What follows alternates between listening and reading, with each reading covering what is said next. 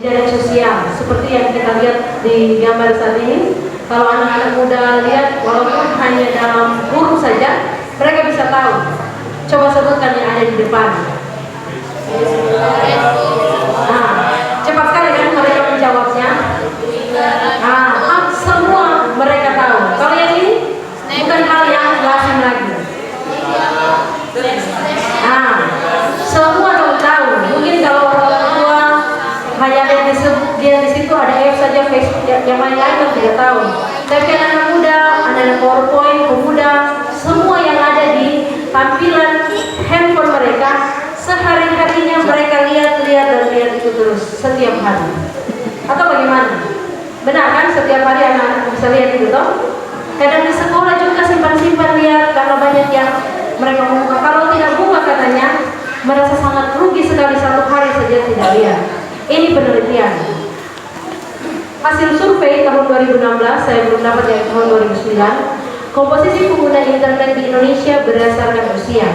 Kalau yang biru muda itu 29,2% atau sekitar 38 sekian juta. Sekitar umur berapa sih? 35 sampai 44 tahun. Itu yang paling besar pengguna internet di saat ini, khusus di Indonesia. Berarti itu kelahiran tahun sekitar tahun 75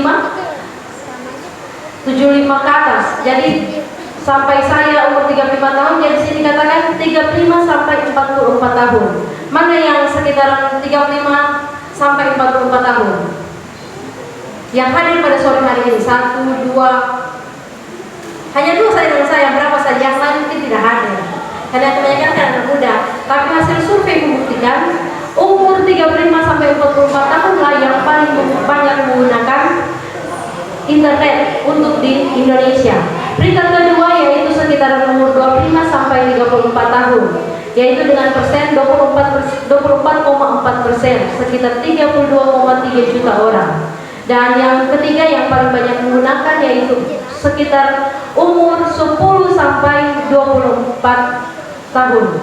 Mereka lebih banyak daripada pengguna umur 45 sampai 54 tahun. Dan yang paling sedikit menggunakan internet saat ini yaitu sekitar umur 55 tahun ke atas, yaitu hanya sekitar 10% saja yang ada. Karena dibandingkan kalau anak-anak, pemuda atau saya yang orang dewasa sekitar umur 35 tahun sering. Memang kalau mungkin medsos yang internet, media sosial tidak terlalu banyak, tapi internet sering digunakan. Dibandingkan umur 55 tahun, saya lihat saya punya bapak, dia gunakan internet tapi hanya untuk buka Facebook dan WhatsApp. Sedangkan buka WhatsApp saja sering telepon. Kalau mau buka ini bagaimana? Karena umur memang sudah di atas 55 tahun. Tetapi yang di bawah itu sangat banyak. Yang paling kecil pun bisa menggunakan internet saat ini. Selanjutnya, perilaku pengguna internet di Indonesia menurut jenis internet yang diakses. Ini sebentar kita akan survei menurut Tanjung Priok. Kalau ini kan disurvei untuk orang Indonesia berapa sampel yang diambil. Kalau sebentar saya mengharapkan partisipasi dari kita sore hari ini yang hadir untuk dapat mengisi berapa banyak. Kalau medsos ada berapa di sini? Medsos sekitar 97,4%. Selanjutnya hiburan ada 128,4%. Dan berita 200 dan berita ada sekitar 96,4%. Sedangkan yang lain-lain, layanan publik, komersial dan pendidikan hanya sangat sedikit sekali. Apalagi kalau layanan publik dan komersial, kalau pendidikan agak banyak, ada 93, anak-anak muda banyak. Kebanyakan kan di sekolah, bagaimana anak-anak? Sering guru, Keisha sudah begini-begini. Karena guru juga mengajarkan. Saya ingat waktu saya sekolah, SD tidak ada, SMP tidak ada, nanti SMA di zaman saya. Tapi itu saja kan kita harus pergi ke internet, ke warnet, antri di situ, buka pelan-pelan, tidak seperti sekarang ini. Anak-anak SD pun, saya punya adik kelas 2, kemarin dia telepon, kakak ini bagaimana? Tuh tidak tahu, kata mem kita harus beli laptop. Anak kelas 2 SD ini sudah tanya-tanya bagaimana cara buka PowerPoint, bagaimana cara buka Word. Dia sekolah di Dewi Club, masih kelas 2 SD dan dia sudah minta beli laptop. Karena tugas-tugas harus dicari di internet, masih anak kecil. Sedangkan anak malu, mama, kedua orang tua saya tidak lulus SMA. Jadi mau ajar, dia bilang waktu ajar kakak dulu beda dengan ajar adik. Ini katanya internet, jadi telepon, video call untuk ajar adik saya yang berumur 2 tahun harus menggunakan internet. Ini saat ini kita akan melihat survei perilaku pengguna internet di Jemaat Tanjung Pria. Saya sudah meminta tolong asisten saya untuk membagikan kertas pada sore hari ini. Karena sekarang kan pendeta jadi asisten dulu ya. Mungkin keterbatasan di pena. Nanti tolong mau pinjamkan cuma dicetak-cetak saja. Ini hanya sebagai sampel saja, ini pada contoh yang kita isi. Nanti sebentar hasilnya bagaimana. Apakah di Jemaat Tanjung Pria kita banyak menggunakan medsos? Medsos itu seperti Facebook, IG, dan lain-lain. Hiburan bisa kita buka YouTube atau kita bisa nonton, kita centang ya. Jangan lupa dicentang. Berita, banyak berita-berita kan yang hoax kah, yang benar kah, yang lagi viral kah. Kita bisa lihat kemarin lagi viral itu, mungkin anak sudah lihat yang mereka viral di tower itu, dan mereka mau komen-komen. Nah, itu juga kategori berita bisa dikatakan. Pendidikan, nah pasti anak-anak SD, SMP, SMA sampai perguruan tinggi sering menggunakan pendidikan kan sudah guru yang suruh untuk mencari agama dan komersil. Agama ini kebanyakan ada juga yang buka renungan pagi, biasa kalau perjalanan dia renungan pagi lewat internet dan komersil. Nah, di sini saya lihat tapi berapa orang itu ada webinar menggunakan Bukalapak, itu kan juga bisa dikatakan komersil atau mau jual kue, itu bisa dicetak. Jangan lupa ya, ada webinar biasa gunakan itu. Yang satu hendak beli, kalau dia ada berarti langsung cetak. Tidak apa-apa ya, minta tolong ini supaya kita survei dulu untuk Jemaat Tanjung Pria. Tidak ada, lupa bawa pen. Tidak apa-apa, tidak ada pena di sini.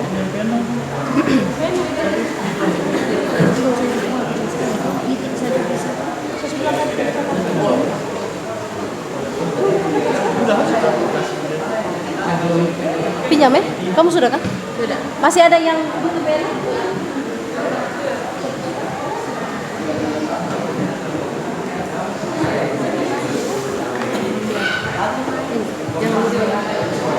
Lanjut saja, nanti sebentar baru orang kesini.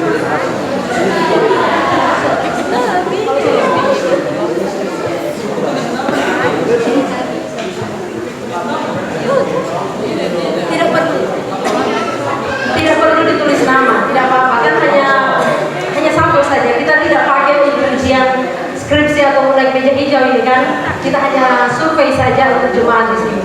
Terima kasih atas partisipasinya. Sebentar asisten saya hitung dulu baru kita tampilkan survei perilaku pengguna internet Jemaat Tanjung Pria tahun 2019. Nanti tahun 2020 kita akan survei lagi kembali kalau kami masih ada di sini. Bijak bermedia sosial, ciri generasi milenial yang cerdas. Ini adalah etika sosial media. Gambar-gambar ini juga bukan saya edit, saya cuma search, saya ambil dari internet.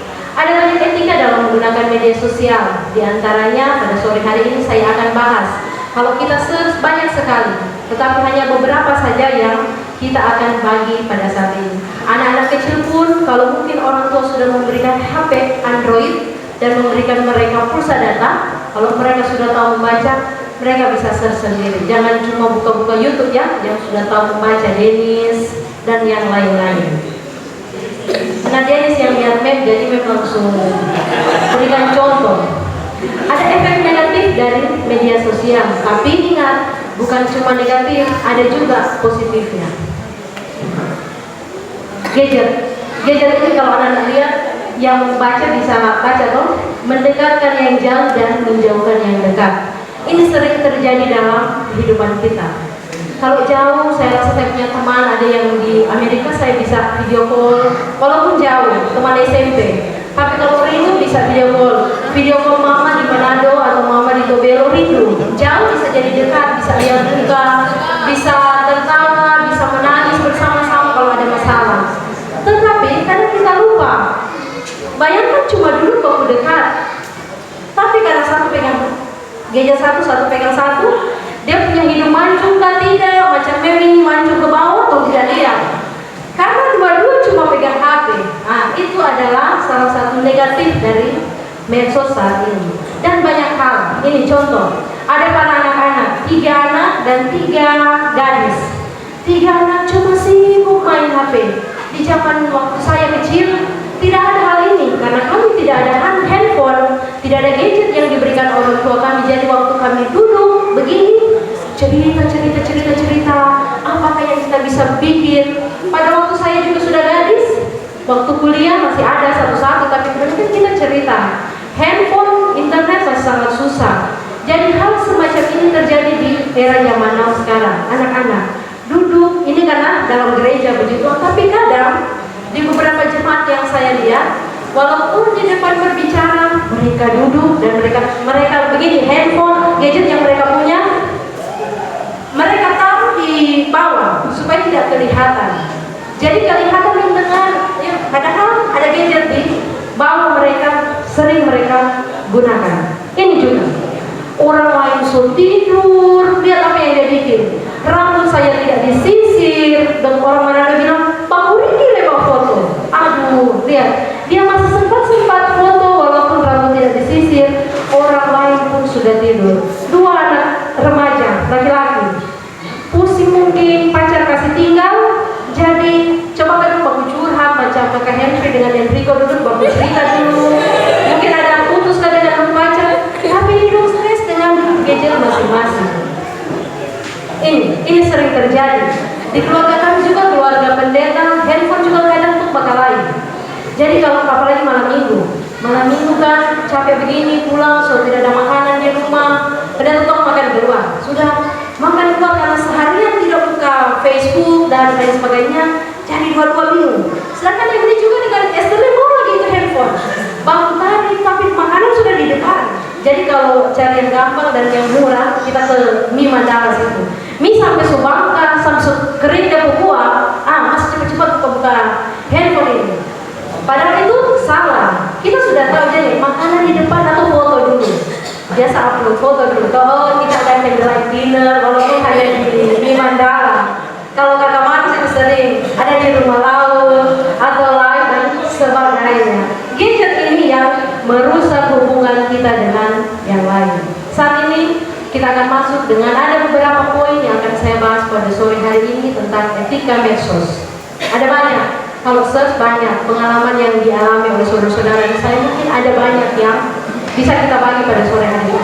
Tapi yang pada sore hari ini saya hanya akan bagi beberapa saja. Yang pertama, stop HP saat bersama dengan orang lain.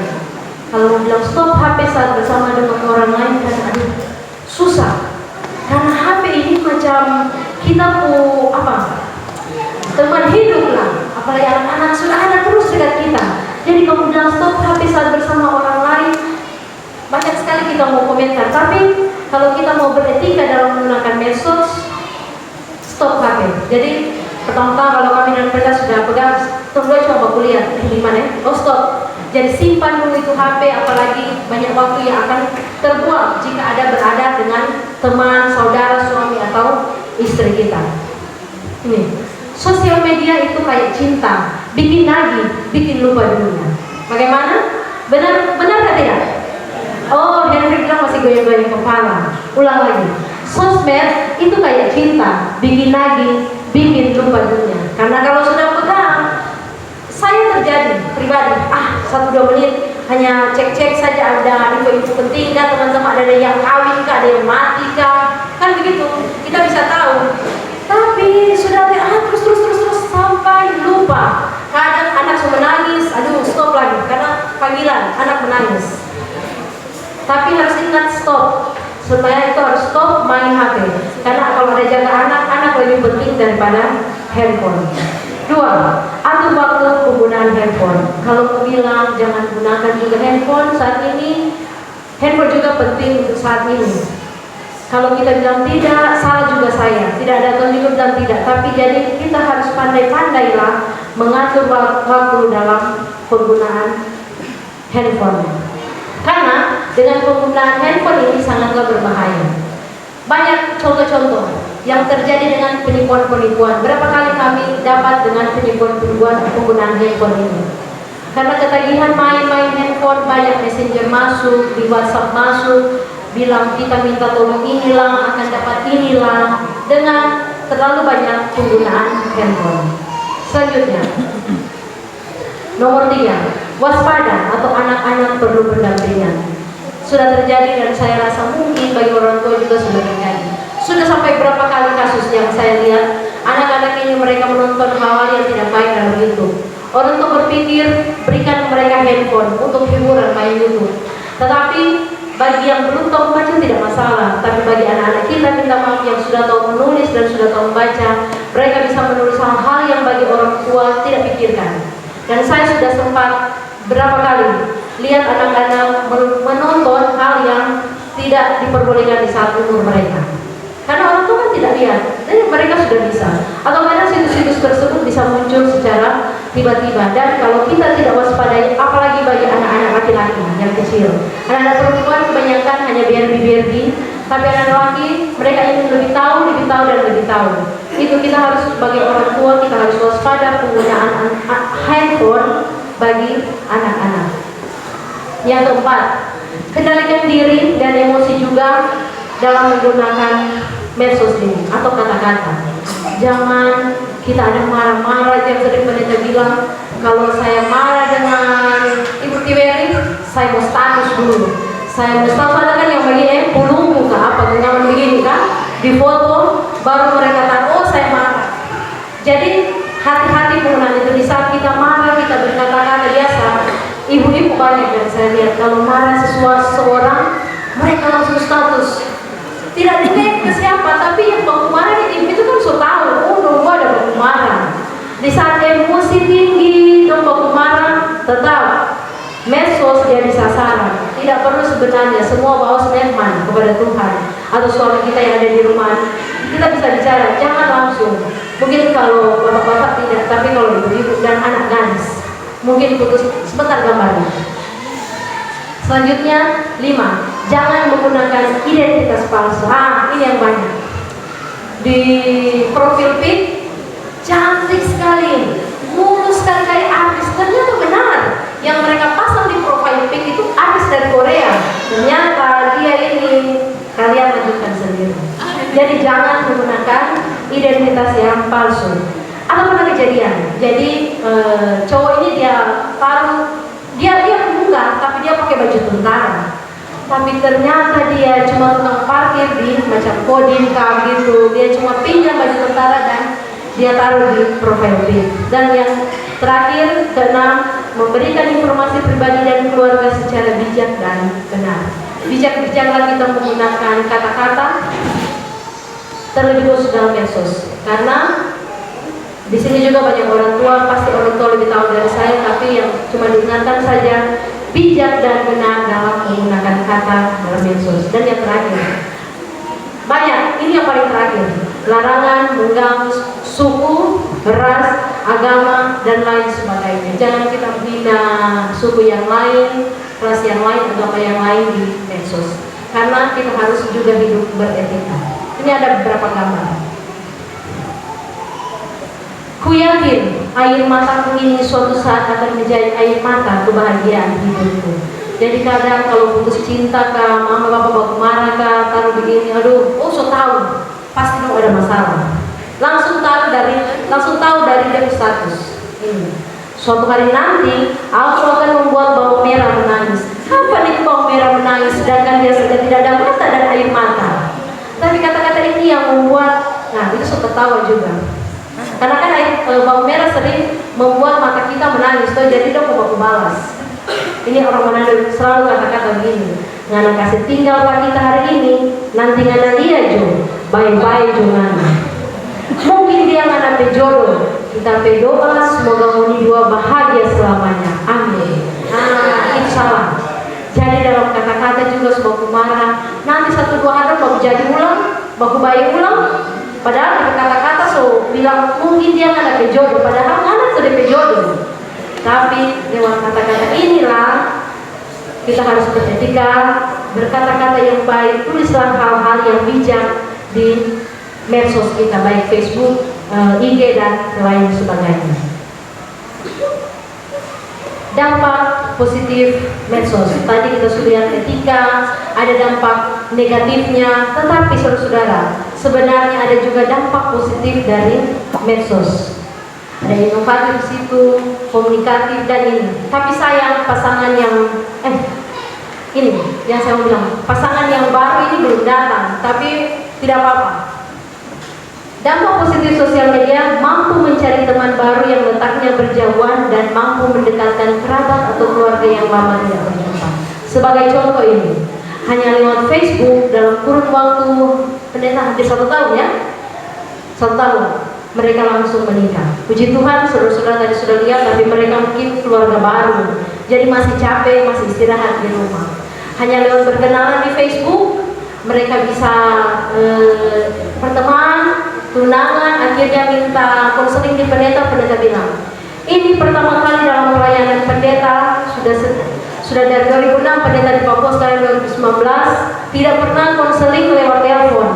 Biasa konseling face to face, ketemu langsung, tapi ini by telepon. Ini sudah saudara Stephen dan Tio lewat Facebook. Ada dampak positifnya juga karena mereka menggunakan identitas yang asli, bukan melakukan bukan identitas yang palsu. Nanti kalau identitas yang palsu, aduh bahaya ini. Nanti Tio lihat Stephen lihat Tio kalau beda, tapi mereka menggunakan identitas yang asli. Akhirnya puji Tuhan mereka bisa diberkati dalam nikah yang kudus. Ini juga anak-anak, sampai anak satu ini dia buka kacamata sudah tebal, hobi membaca, bukan main YouTube, tetapi banyak hal yang bisa didapat di internet, hal-hal yang positif.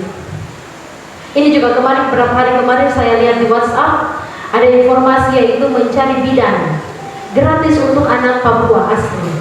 Jadi bagi anak-anak Papua yang sudah lulus SMA, kalau mau jadi bidan ini dapat gratis lewat WhatsApp ini.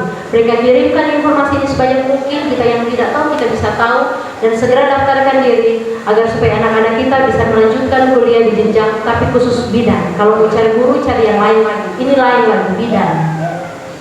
Dan banyak yang positif. Pada sore hari ini kita akan belajar bersama bagaimana menggunakan medsos agar supaya kita bisa berbagi kata-kata rohani, kata-kata dalam Alkitab lewat medsos. Jangan cuma tunjuk puluh tadi, jangan cuma bilang nganapi dijodoh orang lain, nganapi jodoh, tetapi gunakanlah medsos bagi anak-anak terlebih khusus, anak-anak muda, menggunakan gambar-gambar seperti ini. Mungkin yang hadir pada sore hari ini sudah tahu, tapi saya yakin juga ada yang lain belum tahu. Kita akan berbagi. Ini contoh-contoh yang sudah kami buat di pusat kota dan mereka sering kirim karena kami memberikan hadiah bagi siapa yang paling banyak mengirimkan kartu-kartu ucapan rohani di medsos, baik Facebook, WhatsApp, IG dan lain sebagainya, atau yang penting menggunakan medsos. Yang paling banyak menggunakannya dan mengirimkannya pada bulan Desember nanti, jemaat akan memberikan hadiah drone 1 orang bagi yang dapat yang paling. Jadi sering-sering sudah full besok kami, Facebook kami lihat mereka kirim terus, daripada kirim-kirim kata-kata yang tidak baik, kata-kata baku-marah di situ. Jadi kirimlah kata-kata kita menggunakan gambar, dan yang paling banyak dapat hadiah drone. Saya akan juga tantangan kepada jemaat, kalau kami keluarga pendeta juga bisa beri hadiah, tapi paling kecil-kecil. Nanti minta tolong ada sponsor supaya Desember siapa yang paling banyak bisa dapat hadiah. Daripada anak-anak cuma main game, main YouTube, tapi buatlah kreasi kata-kata yang baik, kata-kata Alkitab di dalam kartu ucapan dan dikirim. Jadi bukan cuma kirim lewat messenger ke pendeta atau meme, tidak bisa. Kita harus upload supaya orang lain bisa lihat, mereka bisa dikuatkan dengan kata-kata Alkitab yang kita taruh di kartu ucapan kita.